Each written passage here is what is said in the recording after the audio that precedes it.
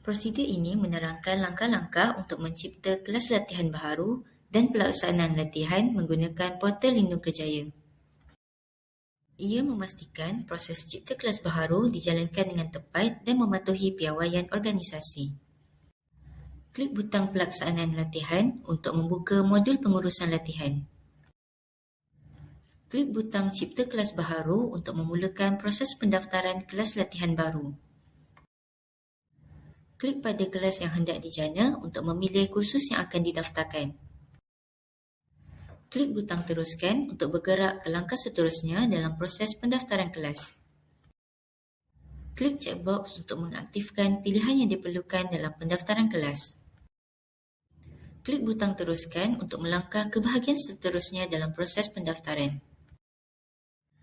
Klik jana ID kelas untuk menghasilkan nombor pengenalan unik bagi kelas latihan tersebut. Klik teruskan untuk meneruskan proses selepas menjana ID kelas. Klik di sini untuk membuka pilihan tarikh bagi kelas latihan.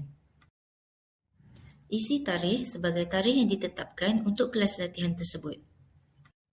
Klik masukkan alamat tempat atau pautan mesyuarat untuk menambah lokasi latihan atau pautan kelas online.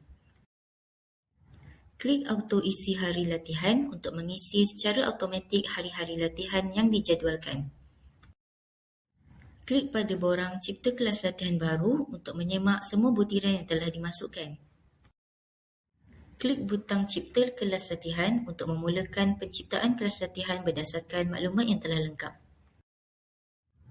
Klik pada maklumat kursus untuk memastikan nama kursus, ID kelas, peserta, muat latihan dan jadual adalah tepat. Klik sahkan dan cipta kelas untuk mengesahkan semua maklumat dan menyelesaikan pendaftaran kelas latihan.